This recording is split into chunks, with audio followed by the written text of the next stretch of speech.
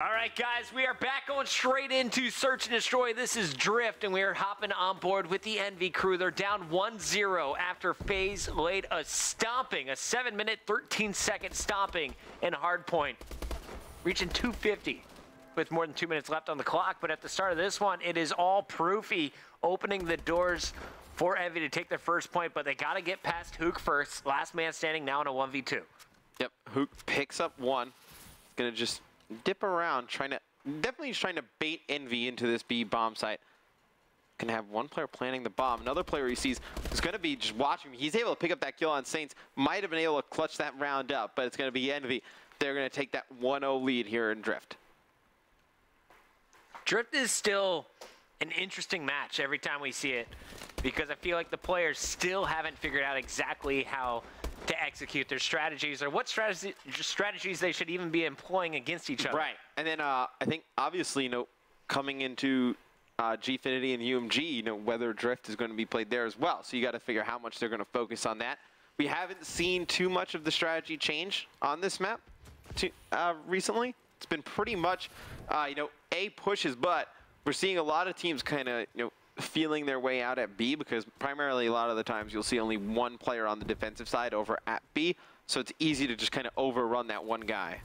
And we got some new people in the chat. They're like, TP is now on Envy. Yes, he is, my friend. Matt, while this game is still in the early rounds of Search and Destroy, how did this Envy team come together? Yeah, so TK, they disband. Looney joins Envy, and then you had Theory end up on Rise. So we all thought Theory was going to AR. He ends up on Rise. And then after that, he leaves Optic Nation. Karma joins Optic Gaming. So Teep ends up on Envy as well. And then you had Merc kind of step aside a little bit. He's going to take a little bit of a back seat. You're going to have Proof come in, take that kind of, I don't want to say captain role. I think that this is kind of a team that doesn't really have a real captain. Right. But, Merc going to stay on as a, coach, advisor, analyst, in that kind of regard. But Merc's actually playing in the season with Justice. Justice needed one, ended up picking up Merc. So that's how this team formed. On the flip side, Faze, Slasher, and Enable. Enable is on this team, just not here. He's at ESWC with Optic Gaming. They, those two guys have always been on Faze. Hook was actually a sub for Faze, so they ended up just picking him up right away. And no one was using Hook before COD Champs because he was under 18, but definitely since the beginning of AW, scouted as one of the top players, right up there with TJ. Yeah, you knew once Champs was over, he was going to end up on a very nice squad. You see Looney picking up that first blood. And then Zuma, they get from Envy. Envy just kind of releases Zuma. It really had no intent to keep him. That team didn't work. Hey, remember that big trade we made for Zuma and Saints? Didn't work. Yeah. Saints is still performing. Right, so Saints, still on Envy, still playing well. It's kind of weird to say, Saints is the longest tenured player on Envy. Doesn't seem correct, but we've had a lot of roster movement after Champs, which you'd expect.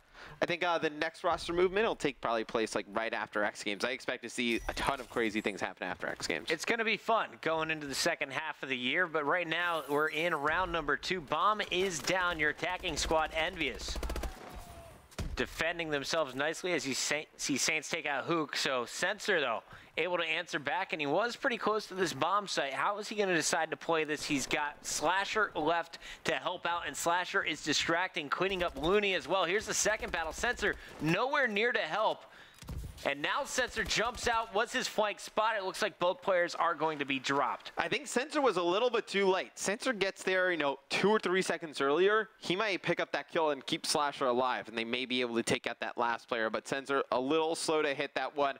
Would have liked him to go a little bit faster, and it's going to be Envy taking this round number 3 to go up 2-1. So here we go.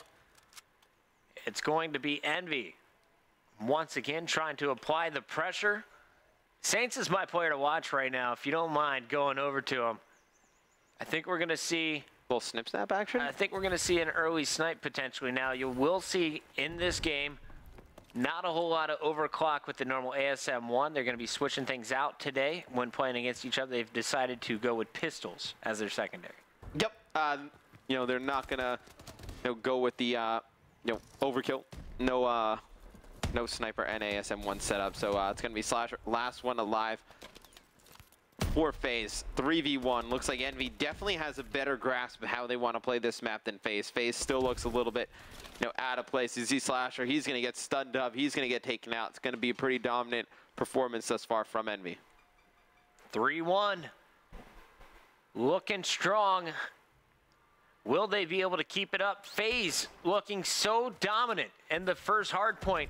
Unable to string anything together when it comes to S&D. So far, what's been kind of the issue for this Faze lineup? They haven't really done anything as a team. Like, they'll just kind of sit around over by A and just wait for something to happen. Or they'll just go by B, sit around, just wait for action to happen. And Envy's did a good job with their snipers of, just picking them up at range. And now you see it's going to be the Avalanche coming in. I fully expect an Envy push over here at B shortly. I just love listening to it. The Avalanche? It's going down. Last weekend we had somebody die to the Avalanche. No. Yep. He tried to run through it. I don't know. Some random team we were watching it. Randy wasn't fast enough. And there's a nice pick by Zuma, taking out Teep to open things up. Normally, Teep is always that bomb carrier as well. So don't be surprised if Faze sets up around this. Zuma still with the sniper on mid-street. You got to think it's proof. He's going to be just trying to nade Zuma out of that position. Not going to get anything with that first one. Going to throw his second one over. Hit marker. Yep. Gets a hit marker, I believe. Yep. That was Zuma that he got the hit marker on. So they know where at least one player is. And Zuma's going to go right back. Meanwhile, you have Looney with the sniper. He didn't see the player behind the wall. That player pokes out, had an opportunity, but wasn't able to connect. Hook able to challenge Saints and win that fight, as well as Proofy. Two huge gunfights. One in the middle of the map that leaves Looney up, last man from Envy. And now it is 3-2 Faze continuing to fight. Yep. Faze still trying to stay in this one. They're going to pick up their second round.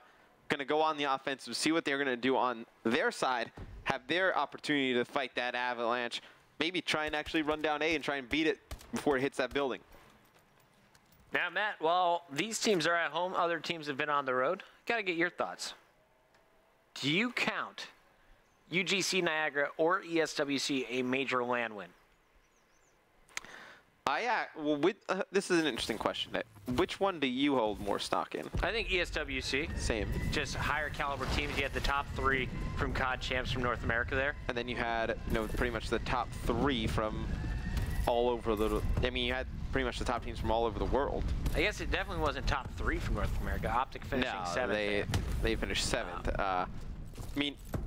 I think ESWC I would probably hold a higher stock in, to be honest. You have Epsilon, you have TR, you got Optic Gaming, Denial. I think just Denial, if Denial or Optic Gaming are at UGC Niagara, did they win that easy? Yep. Okay, yeah, that's kind of how I would look at it too. Pook, last man standing, 1-on-2. So the answer to the question, ESWC. Do you see either of them as a major?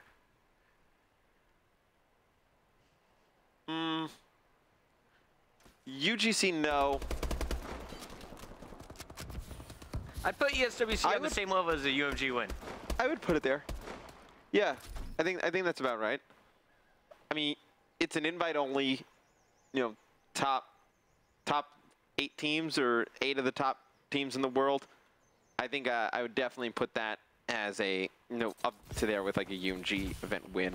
I know when we won ESWC, we were pretty stoked about it. It's a pretty hype event to win. The crowd there is insane. It's unlike anything that I've ever experienced. You see Zuma with a very aggressive push. He's going to take out 2 coming right up the middle. He's going to be shut down quick, but gonna have proof live for Envy. It's going to be a very difficult situation for Looney to fight out of. This is one of the fastest rounds, and there you go, 4-3. Envy holding on to the lead, but not by much.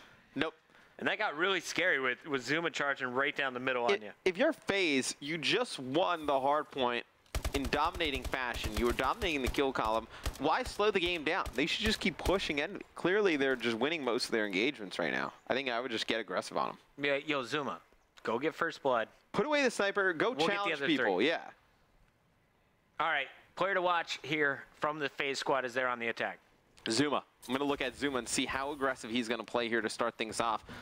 Looks like he's just going to overclock down the middle of the map, and he's going to get aggressive. And I like this decision out of Faze. Thought they should have gotten aggressive at the beginning of the game, but now they're going to let Zuma kind of do his thing. You know, he's so talented when it comes to S&D, just getting those first picks. And there he is. He's going to get that first one here in the middle of the map. He's got 2 players around him, though. He's going to be taken out. Nobody there to trade it. That's the part that you hate. Now it looks like Faze is going to push right in. Hook's got a player directly in. Saints elects not to challenge. Maybe Saints was going to try and let him walk by. Right. And, you know, pick up the next 2 guys as well. But this one looks like it's going to come back to bite Envy. And it looks like we're going to have a tie game at 4-4 rounds here. As Looney, he's the last one alive. Sensor still not planning. They're all worried about Looney. Looney going to have his hands full. Picks up 1. Can he complete the 1v3? It's going to be Slasher and Sensor left alive. Looney buying himself some time, getting full health back before he makes his move. Here comes his second strike. He's still got a ton of time left. I mean, 30 seconds. I mean, it's not an eternity, but still, he's got a ton of time left to make a play. He's going to check all these little corners that you can watch the bomb from at a distance, and now he's going to have to push in straight into the station. I don't know if he saw that player up to his left. Don't think he did. He's going to fire some shots down, not able to connect on any of them. We're going to have a 4-4 game. Now, is this Sensor in back-to-back round-ending kill camps? I think it is, after getting the bomb down. I think so. You see the protection up top, Slasher from one side, Sensor from the other. They are actually going to converge. A perfect placement of the players from Faze. Looney trying to get cheeky with the all-around flank, but unable to get it done. And this is a game that you thought from the first half that it would definitely be in Envy's favor. Now I'm questioning that. I think Faze has the advantage here. You know, Faze seems like they've kind of figured something out, so to speak, that you know, they know how to play. I think at this moment in time, they know how to beat Envy on this map, that they just need to be aggressive and force those gunfights. And as I say that, they're going to play this one extremely slow and go back to what wasn't working for them. And it's going to be Sensor. He was actually outside of window room. Zuma, he's going to pick up 1. Hook with another one in your kill feed. And it looks like Faze gets that man advantage. Now it's going to be tied up, though. As you see Saints, he's going to be able to take out Slasher. Zuma working with Hook, 2-on-2. Teep still with that bomb, and there's a nice kill from Saints. Unable to trade. Saints picks up the 2-piece, and Envy's on game point. Fantastic round out of Saints. That's exactly what you want right there. Your star player picks up 2 huge kills here. Picks up another one in the round as well. Gets 3 kills to really kind of, that's a round win that Envy needed to. It looked like Faze was gaining that momentum. Envy comes out, Saints with 3 huge kills, gives them that advantage, only puts them 1 round away from tying the series up. Here we go, Hook back on your screen. Faze trying to force another round 11. We just saw Envy win one against Team Caliber. Trying to close this one out with round 10. We got Zuma tagged up this time. He was very aggressive last time we saw him on the attack. Was able to at least get 1. Here, though, stunned out. Envy not showing their face yet. Yeah, and I think Faze needed to be really aggressive here off the start. They're playing super slow. I think you saw how fast they were in the last round. I think they need to do the same thing again. If they were just attack this right off the bat, I think they'd have a pretty good chance of overwhelming the site. Now they're letting Envy adjust and get in better positions. And you see Zuma almost walks right into a grenade there. Now they're letting Envy adjust, and they're going to have to fight, 2 or 3 players instead of 1. And Zuma has been everywhere on this map, continues to explore. Bomb carrier right behind Slasher, who is leading in to B with the grenades. Hits that first nade. Shots down on a player in bottom middle. No one falling yet for Envy, though. There's the challenge up top. You got Proofy doing damage. Looney's in the kill feed, and Faze is going to be eliminated here on Drift. So that means Envy will tie things up at 1 apiece here in the best of 5. The question for me is, what are we going into next, Matt? Is it going to be a CTF? Is it going to be uplink?